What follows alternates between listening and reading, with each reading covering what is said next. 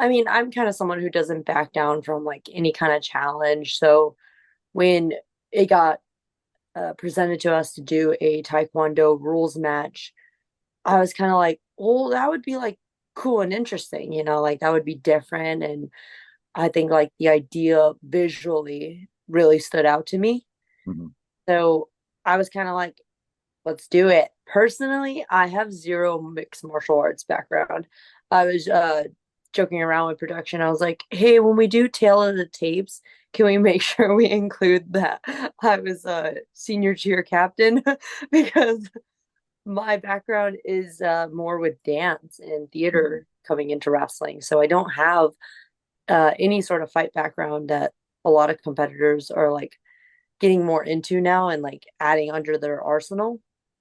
It definitely is different than pro wrestling. Pro wrestling feels like more methodical, more thought out in what you're doing in terms of, your offense and your defense versus Taekwondo. It's just so fast paced. There are some pro wrestling elements in there, like at one point, Janai, I think, bicycle kicked the goons at ringside. I call them the Contra goons.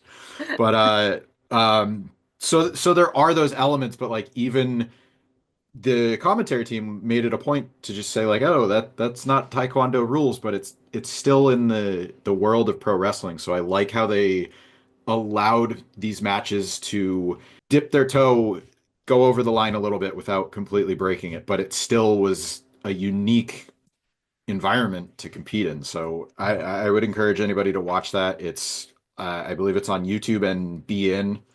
I think everybody has YouTube, so It was kind of hard as a team. We were all trying to decide like what lines should we have from Taekwondo and what lines should we have from pro wrestling. And we didn't want to offend the audience's intelligence with what we were doing.